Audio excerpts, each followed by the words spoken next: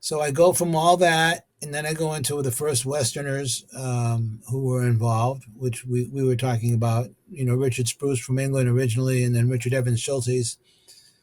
And Schultes had Wade Davis and Mark Plotkin, among other people, as proteges. And then that got into the whole Ginsburg and Burroughs, the Yahé letters, if anybody knows about that history.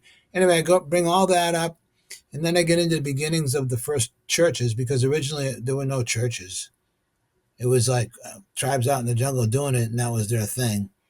So have all of the history of the churches and how they evolved in the beginning up to present day and the legalities of it. And then now what's going on with this big outburst of ayahuasca churches. They're everywhere now, setting the precedent of freedom of religion over drug enforcement, that whole thing.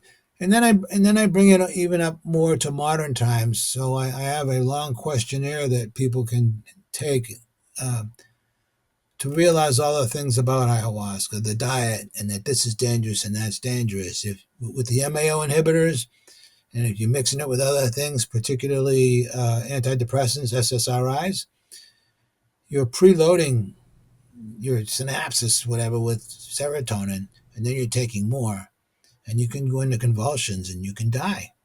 I mean, that's a We've talked fact. about too, like Toei or Brugmansia, the adding in the Yeah. datura into the mixture. I mean, datura on its own is pretty, nightmarish.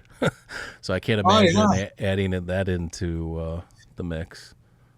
We did it for a couple of years, some years back, but we only put like 2 or 3 leaves in like a big brew, and I could feel the energy and have the sense of it, if that makes any sense. But after that little bit of time of experimenting, the shaman said, "We don't need that.